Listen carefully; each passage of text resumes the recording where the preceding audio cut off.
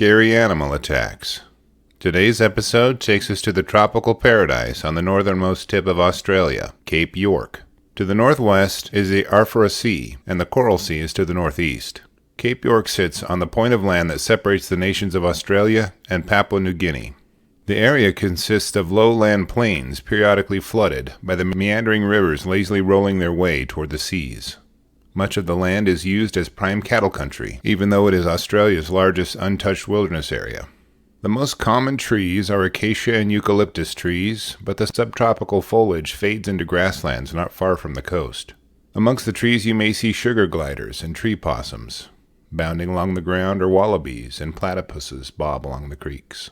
On the evening of October 11, 2004, the Kerr family was settling down at their remote camp 50 meters from the shoreline of Bathurst Bay. Alicia Sorahan and her husband Bill had been camping here for the last 6 or 7 years, but her son Andrew and his family were along for the first time. At the beach, the family enjoyed a 4-wheel drive fishing vacation and had rolled out their tents next to each other. Andrew Kerr positioned himself on one side of the bed and his wife Diana on the other, with 4-month-old baby Kelly between them. The night was sweltering, and the waning moon barely lit the darkness. The family drifted off to sleep, with the screen flap zipped up and the main flap zipped down for air circulation. Around 4 a.m. that morning, a 14-foot saltwater crocodile had paddled ashore after hunting along the coast. It may have been watching the family finish up their activities and settle into bed, or it may have been a very eerie coincidence that it chose that spot that night to come ashore. Diana was awakened by rustling in the bushes near the tent. Her mind raced through the options. Could it be a wild pig? Perhaps it's a dingo. It could have been one of the wild bulls of the area. Then she heard a heavy thud, then another, and another. It sounded like something was approaching their tent. She sat upright and peered through the bug screen as the silhouette of a very large crocodile took shape just a few feet from the screen, looking into their tent. Diana quickly turned to Andrew and woke him up, exclaiming, "There's a croc, Andrew." Something important about crocodiles that Diana may not have known is that they have excellent hearing and have special motion detectors used to pick up vibrations along their snout. Even her whispers were heard loud and clear by the predator that had obviously stalked upon them deliberately. Andrew sat up at the direction of his terrified wife and stared into the eyes of the giant crocodile just before it burst into their tent. It split the bug netting with ease and grabbed Andrew by the hips. He screamed in pain as the conical teeth of the croc dug into his flesh and began pulling him back toward the sea. As Andrew punched and kicked the croc to free himself, it dragged him closer to the water's edge, where it would surely drown him. Once the croc had Andrew's leg, he thought to himself that he was going to die. He was fighting for his life and wasn't winning. Andrew's first thoughts were for their son Kelly. "Grab the baby, Di, grab the baby," he cried as the croc pulled him from the tent. His screams woke up everyone in earshot. At first, nearby campers thought that a dingo had raised a ruckus with a visit to one of the neighboring campsites. Alicia Sorahan was sleeping in the next tent over and jumped awake to the screaming of Andrew. She grabbed her flashlight and unzipped her tent door, and out she went. By the scant moonlight, she could see a huge mass attached to screaming Andrew. Now, Alicia was a 61-year-old grandma, and if you know anything about grandmas, they will fight a dragon for their grandbabies, and even someone else's grandbaby. As Bill searched for an axe near the tent, she ran over to the croc and leapt onto its head, kicking, punching, and gouging at its eyes. The croc spun around and hit Alicia in the face, breaking her nose and her teeth. She collapsed onto her back right beside the crocodile. This gave Andrew the split second he would need to escape, and he made the best of it. Then the croc clamped its jaws onto her arm and shredded it as it began pulling her toward the sea for a meal in trade for Andrew. As the croc savaged his mother, Jason tried to make rhyme or reason of the contorted mass of crocodile and his mother on the ground. He pressed the croc to the ground with his hands on its neck and placed his knee on it to hold it there. Someone pointed the flashlight as Jason brandished the handgun the group was using for pig hunting. He had the wherewithal to know that he could easily shoot her by mistake. He gathered himself and placed the muzzle of the firearm to the croc's head and fired twice. It was still wiggling around, so he fired twice more to dispatch it before it carried his mother off. As Jason described it, it quit moving like the batteries were dead. With Alicia and Andrew now severely injured, Jason and Diana quickly began triaging their wounds and trying to stop the blood they were losing from several wounds. Alicia's arms were obviously broken and lacerated severely. Bill knew she needed medical attention right away if she was going to survive. They loaded her up into the Land Cruiser and headed to the nearest place the rescue copter could land to pick her up. They headed to Kalpawar Crossing, about 7 hours' drive away. The group began taking their flashlight and blinking it at camps down the shoreline. Ben Jones and his family were camped a few miles down the beach. Ben had just woken up and went to the water's edge to clean his teeth as the group began their early morning packing for departure. As he gazed through the morning twilight, he could see a flicker of a light in the distance. Thinking that some nearby campers were just getting an early start on hunting, he didn't make much of it at first. Then he started to see an urgency in the flashing and a frenetic movement around the light. He continued packing, and in the process of saying farewell to some campers near his camp, he learned that there had been a crocodile attack. Assuming that the croc had simply walked ashore and frightened the group, then returned to the sea, he finished his packing and got into his car. As Ben and his father Bob and Ben's friend Justin were bouncing down the dirt road, something nagged at him about the flashlight and croc sighting. Ben and his party soon decided to swing by the Kerr camp and just check up with them. They drove their car down a few miles and took the turn on the road into the campsite. Just before the car pulled up, the Kerr party set off an emergency position indicator beacon to signal for help. As the Jones group pulled up, they witnessed a gruesome scene. They pulled alongside the dead croc and could now see Andrew laying on blankets near it, being taken care of by Diana and Jason. Andrew was faring better than his mother, though his injuries were miserable. His right leg and arm were fractured, and he had holes all over his arm from the stabbing teeth of the crocodile. A croc's teeth can be 4 to 5 inches in length, and they are reputed to have the strongest bite force in the animal kingdom, so the damage done to his arm was horrendous. A medical helicopter from quarantine eventually set down and began administering first aid to Andrew. They soon packed him up and flew him to a hospital for better medical treatment.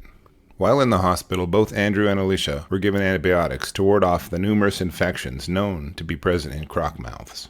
A few days afterward, Ben called into the hospital to check on Alicia and was pleased to learn she was in good spirits and recovering. Ben went on to play rugby with the Canberra Raiders and now works as a financial planner. Andrew eventually recovered and returned to his loving wife Diana and his baby son Kelly. In May of 2020, Alicia passed away, still claiming she didn't view herself as a hero. She stated she did only what she had to do at the time, but I have a feeling that there were other crocodiles watching, and they learned never to mess with a grandma protecting her babies. Welcome back to Scary Animal Attacks. Today's episode takes us to one of the world's most beautiful settings, Victoria Falls on the Zambezi River in Zambia in South Africa. Victoria Falls straddles the border between Zambia and Zimbabwe and is the widest waterfall in the world at 1,708 meters in length, while falling 108 meters. Before the falls, the Zambezi River flows over a broad, flat basalt sheet surrounded by sandstone bluffs. Tree-crowded islands dot the river, with their frequency increasing closer to the falls. On land around the banks of the river you may find lions, giraffes, elephants, zebras, hiding under the acacia trees or amongst the giant thorns of the whistling thorn bushes. But the most dangerous animals that make the Zambezi their home is not a land animal, but one that hunts in the murky currents, the saltwater crocodile. On December 6, 2021, 18-year-old Amelia Osborne Smith was enjoying her gap year vacation, which is the semester or year before starting college, as a reward for completing her high school courses. Typically, Europeans spend their gap year traveling, volunteering, working, or interning, and Emily was spending hers backpacking and whitewater rafting the Zambezi River. You can imagine the trepidation in her parents' minds when discussing her going to such a wild and dangerous place. Emily was a generous and happy young lady with a disarming smile that made her fast friends with everyone she met. Her home was Andover, Hampshire, UK. She was traveling on the day in question with her friend, whom we will call David. David and Emily had contracted with the Bundu Rafting Company out of the nearby town of Livingston, which had been operating near Victoria Falls since 1996 and had a good safety record.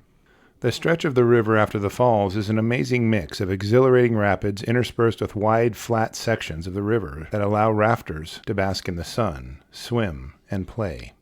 The rafters had reached such a stretch, and Emily decided to cool off by dipping her feet over the side of the raft and into the cool water. The river guides were splashing and having fun along with David and the other rafters. Emily was laughing and chatting with the others when she felt something brush against her feet under the water. As she glanced down, she could see the splashing tail of an enormous saltwater crocodile.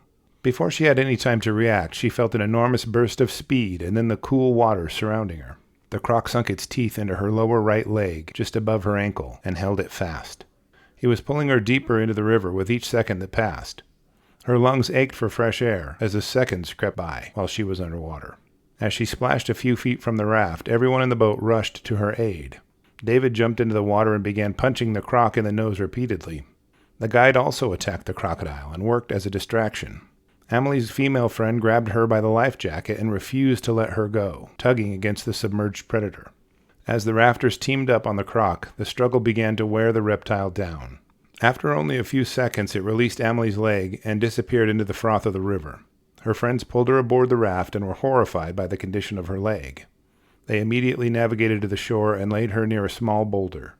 Her friend told her not to look at her legs, and she replied she didn't care if they amputated her legs, overflowing with gratitude to be alive after the attack. Her leg was gashed open where the teeth of the croc clamped onto it. The bones of her ankle and foot were broken severely as well, and she was losing blood quickly.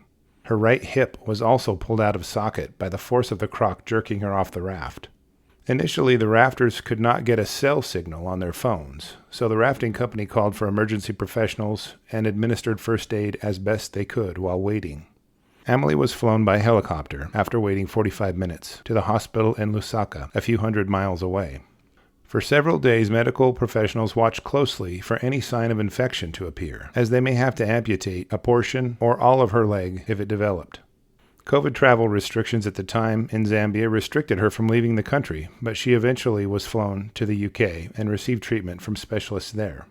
Amelia spent several months in recovery and had to endure 7 operations to correctly set her bones and repair damaged tissues in her leg. She's recovered to the point that she can walk with crutches now and is even planning on attending college soon. The 10-foot crocodile was not pursued by authorities, and no source I could find discussed its killing by anyone. To my knowledge, the crocodile swam away unhurt, with the possible exception of his bride. Bundu Rafting Company had not had a single serious incident in nearly 30 years of operation, conducting floats 3 times per day. Amelia was so grateful for all the help she received from the local village that she decided to develop a fund sourcing plan to help them construct a school. So far, they've raised £32,000 of their £50,000 goal, and the donation link is in the sources link at the bottom of this video article. After examining the facts of this case, I have to wonder, why after thousands of safe rafting trips did this happen to Amelie? Did the rafters do something to instigate the attack, or was it just a random attack from a juvenile crocodile? Do you think she survived because the croc was only 10 feet, or because her friends were so defensive of her? Should the attacking croc be killed after a confrontation like this? Post your comments in the comment section so we can discuss it together. Welcome back to Scary Animal Attacks. Today's episode takes us to the exotic Mexican shore of the Marriott Resort in Puerto Vallarta. The sun-drenching sands spread along the lapping waves comfort visitors, while the palm trees provide shade. Most visitors empty their minds of worry as the time slows down and their cares and fears slip away like the tide. There is little crime for vacationers and very little danger from anything else most of the time. Kiana Himmel was planning on starting college in the coming fall and was spending a short rest between finishing high school and starting college. The date was July 28th of 2021, and the day had slipped away along with the heat. It was approaching midnight, and Kiana and her friend decided to take a dip in the ocean beside their resort. The moonglow danced on the wave crest as they walked down the beach together. The girls pranced and played in the waves as the cool water churned around them. They had the beach to themselves and were making some amazing memories together. As they climbed out of the water and were standing on the beach, they began talking about the day's events and how much fun they'd had. Neither of the girls noticed a very quiet hunter closing in on them from the waves. A very large, 12-foot-long American crocodile had been swimming toward them as they were making noise, attracting its interest. Since they were focused on each other, they didn't notice the sleek predator getting closer and closer. Kiana was standing with her back toward the water and looking at her friend while they chatted. The crocodile slowly emerged from the water and silently crept toward her until just a few feet away. The crocodile quickly closed the last few feet and clamped its 30-inch long jaws onto her right leg and began dragging her toward the sea to drown her. Kiana began screaming, at first in pain but then in terror. She was no match for the giant predator as it pulled her into the deeper water. The croc pulled her completely underwater before she realized she needed to fight for her life. Kiana began hitting the crocodile with her fist as hard as she could, punching and punching the determined predator. She finally broke free and swam to the top to get a breath. She gasped and scrambled up the beach for her life. The crocodile was right behind her, though, and bit into her left ankle this time. Again, she was dragged into deep water and pulled down, completely submerged by the crocodile. She felt the hopelessness and foreboding of the situation setting in and began to tire from the struggle and lack of oxygen. Suddenly her head was above the waves, and she started to scream for help. Her cries were heard and heeded by Sarah Laney and her friends eating at the restaurant on the same beach. They ran over and began pulling her in a survival form of tug-of-war with the crocodile. As they pulled on Kiana, the croc lifted its huge head from the water and almost frightened the rescuers into letting her go. Then she lurched forward toward them as the crocodile gave up on its easy meal and disappeared into the waves once again.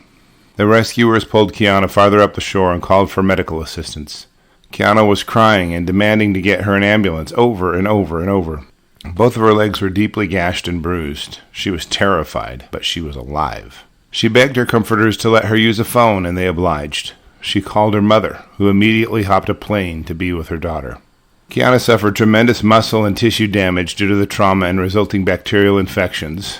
Kiana couldn't walk as a temporary result of the attack due to the tissue damage, but she didn't lose any limbs from the attack. She's had to undergo a few surgeries already and is struggling to completely recover. Kiana and Laney have taken up a call for greater safety guidelines at the resort, as the only warning sign regarding the crocodiles was very small and written only in Spanish.